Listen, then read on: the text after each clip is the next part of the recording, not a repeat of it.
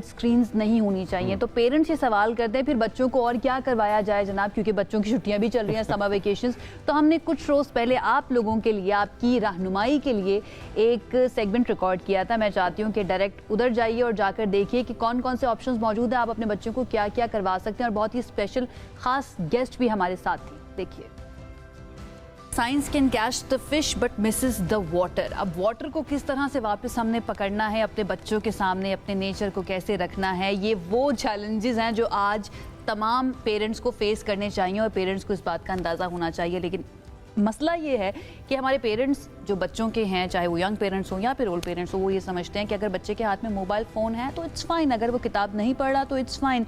लेकिन क्या क्या डिस्किल करता जा रहा है, वो क्या क्या ऐसी चीज़ें हैं जो वो नहीं सीख रहा, इसके ऊपर हमें बात करने की ज़रूरत है। समर वेकेशंस के अंदर मुझे ऐसा लगता है सबसे पहली हमारी जो चीज़ होनी चाहिए, सबसे पहला हमारी जो ख्वाहिश होनी चाहिए, जिसके ऊपर हमें काम करना चाहिए, वो ये होना चाहिए कि बच्चों के हाथ में मोबाइल फ़ोन, टैबलेट या स्क्रीन्स ना हो, बल्कि उनको खेलने के लिए दुनिया अल्लाह ताला ने बनाई है, यूनिवर्स बनाई है, उसको दिया जाए। अच्छा, टैबलेट की जगह क्या पकड़ाना है? Pencils, colours, crayons, paper, markers, जिन चीज़ों के साथ उनके अंदर की क्रिएटिविटी और एक्सप्रेशन बाहर आएगा, या अल्फाज में या कलर्स में या ड्रॉ करके।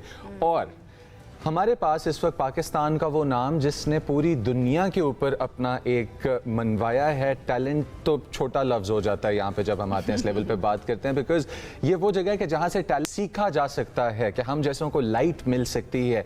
मिस निगार नज़र हमारे पास इस वक्त मौजूद हैं, कि जो मुस्लिम वर्ल्ड की पहली कार्टूनिस्ट हैं। ना सिर्फ पाकिस्तान की, मुस्लिम वर्ल्ड की पहली खातून कार्टूनिस्ट हैं, इसके साथ साथ मोर देन 25 बुक्स उन्होंने लिखी हैं बच्चों के लिए, उनकी पेंटिंग्स, और ख़ास तौर पर उनका जो हम कहते हैं स्टेपल कार्टून जो है गोगी, वो डिफरेंट मैगजीन्स के अंदर, डिफरेंट न्यूज़पेपर्स के अंदर और डिफरेंट हॉस्पिटल्स के अंदर भी उसको इस्तेमाल किया गया है। और बहुत सारे ऐसे एजाज़ात हैं जो वो लेकर आई हैं, ना सिर्फ अपने लिए बल्कि पाकिस्तान के लिए भी। हमारे साथ वो मौजूद है, उनसे ज़रा जानते हैं कि भाई थेरेप्यूटिक आर्ट जो है ये क्या चीज़ है और हमारे बच्चों को किस तरह से इसमें आना चाहिए और कैसे हम ला सकते हैं, उनको उनका इंटरेस्ट डेवलप कर सकते हैं। अस्सलाम वालेकुम। वालेकुम अस्सलाम। कैसी हैं आप? बिल्कुल ठीक। मधु करने के लिए बहुत शुक्रिया। बहुत शुक्रिया हमें ज्वाइन करने के लिए।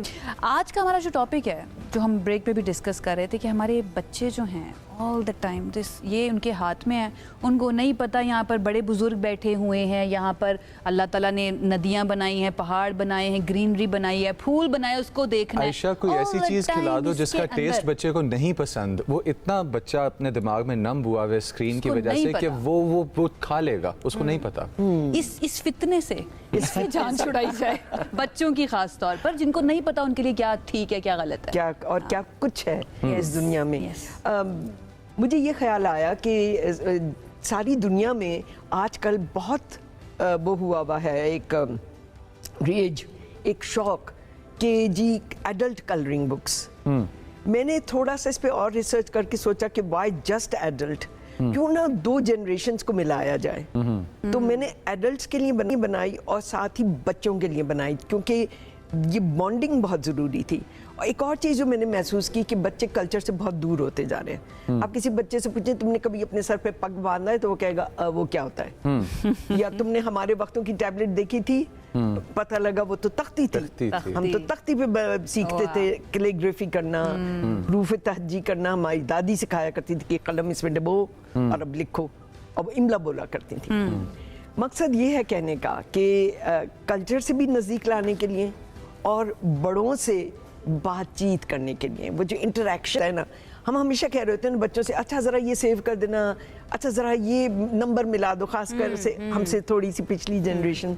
तो वो फिर हमसे पूछेंगे ये कलरिंग करते वक्त इस किताब की जो कि है colours of our culture with Gogi, तो वो उसमें फिर देखिए उसमें तख्ती भी मैंने दिखाई है, उसमें मैंने दर दिखाए हैं, उसमें मैंने सितार, जो कुछ हमारे कल्चर से मुतल्लिक है और जितना रिच हमारा कल्चर है, अच्छा, ये बच्चों को नज़दीक लाने के लिए मेरे हाथ में है और बहुत ही खूबसूरत, अगर मैं दिखा सकूं और कैमरा इसको कैप्चर कर सके, बिकॉज कुछ चीज़ें ऐसी होती हैं जो फिजिकली बहुत खूबसूरत होती हैं लेकिन कैमरा उसकी खूबसूरती को कैप्चर नहीं कर पा रहा होता, तो आई होप कैप्चर कर ले। यहाँ पर ये सितार अब आप देख रहे हैं कि नज़र आ रहा है कि बच्चे डेफिनेटली पूछेंगे कलर करते हुए कि सितार क्या होता है। एक नया वर्ड उनकी वोकैबुलरी के अंदर ऐड होगा, फिर जिस तरह से वो खातून बैठकर गोगी बैठकर अच्छा ऐसा मुझे लगता है कि बच्चों का जो पहला क्वेश्चन होगा ना, जो अब की जनरेशन के बच्चे आ रहे हैं, माँ why does this guitar look so different. अच्छा देखिए ये पग अगर इसके अंदर दिखा सकें, क्या जो अभी बात है जी। निगार मैडम दादा बात जो है कर वो रही थी, पोते के ऊपर पग बांध रहे हैं। पग बांध क्या रहे हैं, बात है। गोगी साथ खड़ी हुई ना सुपरवाइज कर रही है। अब गोगी जो है ना वो सवालों के जवाब भी दे सकती है। अच्छा और भी आपने तख्ती की बात की। जी, जी। मैं उस जनरेशन में से हूँ जिसने बहुत ज़्यादा तख्ती तो नहीं लिखी, बट मुझे आइडिया है कि तख्ती कैसे होती थी और क्या क्या लिखा जाता था। व्हाट डू यू थिंक, ये जो चीज़ें हमारी अब कल्चर से और बच्चों की ज़िंदगियों से निकलती जा रही हैं या निकल चुकी हैं, बच्चों को नहीं पता, बच्चे तो बात खेलते भी नहीं जाते हैं, उसने कितना अफेक्ट किया है हमारे बच्चों को, स्पेशली उनकी अपब्रिंगिंग के लिए, या जो कलर्स उनके दिमाग में, सवाल उनके दिमाग में हुआ करते थे अब वो नहीं है? इसलिए नहीं है क्योंकि हम अपने कल्चर से दूर हो रहे हैं। और मेरा मकसद ये किताब बनाने का यही था कि कल्चर से नज़दीक आए। वैसे इस किताब में मेरी मदद की थी, एक इंटर्न आई थी मेरे पास चाइना की, चाइनीज़ थी, फिर एक और आई इराकी, फिर एक और आई पाकिस्तानी एंड में। तो हमने यही बात की और वो इतनी फैसिनेट होती थी ये देख के तस्वीरें जो मैं उनको स्केच करके देती थी कि अब इनको टैबलेट पे फाइनल करो और ये ऐड करो, ये सब इंटरकल्चरल प्रोजेक्ट भी हम इसको कह सकते हैं। फैसिनेटेड। तो मैंने कहा जब ये इतनी फैसिनेट हो रही है तो हमारे बच्चे भी तकरीबन गोरे ही हो गए ना, जो इनको तख्ती का नहीं पता, पग का नहीं पता, और बहुत सारी चीजें जो सितार है। अच्छा और एक और चीज मैंने ये किया, क्यों ये दो जनरेशंस के लिए, कि जो फोरग्राउंड में फिगर्स हैं कार्टून्स, वो तो बच्चे आसानी से कर लेंगे क्योंकि हमने बोल्ड आउटलाइंस दी हैं। जो बैकग्राउंड है जिसमें दर हैं, दीवारें हैं, मोटिव्स हैं, डिजाइन्स हैं, इस्लामिक आर्ट के ओरिजिनल वो हैं, लट्टू है, गिल्ली डंडा है, और मैंने इसमें बहुत सारी ऐसी चीजें मैं तो डालना चाह रही थी, गिट्टे भी, यानी बच्चे डोर्स देखें मुजम्मिल, आप डोर एक डोर। अच्छा वो जो बैकग्राउंड मुश्किल वाला पार्ट है ना, वो करेंगे पेरेंट्स करेंगे या करेंगे मदर। अच्छा ये कैसे शुरू हुआ? ये इस तरह शुरू हुआ कि जब सैलाब आया था, आपको याद होगा, और मुल्तान बहुत अफेक्ट हुआ था जी। तो मुझे एक इदारे ने कहा कि हम 5 स्कूलों के बच्चों को इकट्ठा कर रहे हैं मुल्तान में और आपको दावत दे रहे हैं कि आप आए, ये सर्वाइवर्स हैं फ्लड्स के, सैलाब के, तो आप इनको स्टोरी ऑफ होप दें। मैंने कहा अच्छा बेचारे सरवाइव करें, अब वो स्टोरी ऑफ होप भी लिखें। तो फिर उन्होंने कहा कि ये आप आएंगी, हम आपको 2 दिन देंगे। और जब मुझे ये बताया गया कि इनके करिकुलम में आर्ट नहीं है, इन बच्चों ने स्कूल में इनके कोई लेसन्स इन आर्ट नहीं होते, तो मैंने तो कहा नींद तो मेरी यूं ही उड़ गई कि मैं इनको आर्ट थेरेपी दूंगी तो क्या सिखाऊं और कैसे सिखाऊं इतने कम टाइम में। उन्होंने कहा अच्छा आप 1 दिन और ले लें। मैंने कहा अच्छा। मैंने शॉर्टकट सोचे कि इस टाइम के अंदर मैं इनको कैसे फिगर ड्राइंग, कैसे कॉन्सेप्ट, कॉम्पोजिशन, लेआउट वगैरह वगैरह सिखाऊं इतने से वक्त में। तो मैंने इनको शुरू किया, मैंने कहा तुम लोगों को नाम तो लिखना आता होगा ना, अपना अपना नाम, अलिफ बे पे भी आती होगी, हुरूफ तहज्जी भी आते होंगे, तो चलो हुरूफ तहज्जी से ना शुरू करें, वो तो तुम ड्रॉ कर लोगे यानी लिख लोगे। और मुझे बड़ा स्क्रीन दिया गया था, उस पर मैं इतने बहुत सारे बच्चे थे हॉल में, इतने ज़्यादा, और उनको सबको ये सिखाना, और उनके पीछे उनकी टीचर्स बैठी होती थी।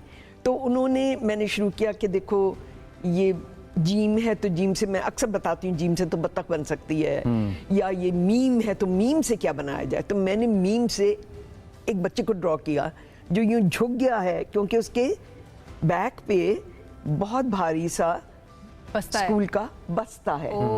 तो उन्होंने बड़ा रिलेट किया, बड़े खुश हुए और उन्होंने वो कॉपी किया। फिर मैंने कहा अच्छा तुम क्या बनना चाहते हो, तुम क्या बनना चाहते हो। टाइम कम है और उनको मैं कॉन्सेप्ट्स दे रही हूँ कि तुम्हारी स्टोरी ऑफ होप वो है जो तुम बनना चाहते हो, और अगर तुम बनना चाहते हो तो तुम बन जाओ। और फिर उसके बाद जब वो उनकी खिड़कियाँ खुली हैं ना, तो वो ऐसी खुली कि एग्जीबिशन हुई एक बहुत बड़े होटल में, एक और 5 स्कूलों के बच्चे, एग्जीबिशन, पेरेंट्स भी आए, टीचर्स भी आए। और सबसे मज़े की बात जो मेरी ऑब्जर्वेशन में थी, और मैंने अपने हेल्पर्स को कहा था कि ये जो पीछे टीचर्स और पेरेंट्स बैठे हुए ना, इनसे रहा नहीं जा रहा। ये कहते हैं कलर दो, हम भी थोड़ा सा रन कर लें, हम भी थोड़ा। मुझे इतनी हंसी आती थी, मैं कहती थी एक्सक्यूज मी, आपने नहीं कुछ करना।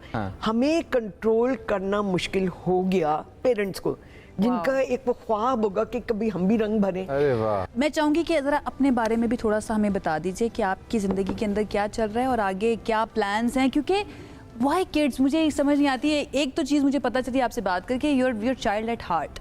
I am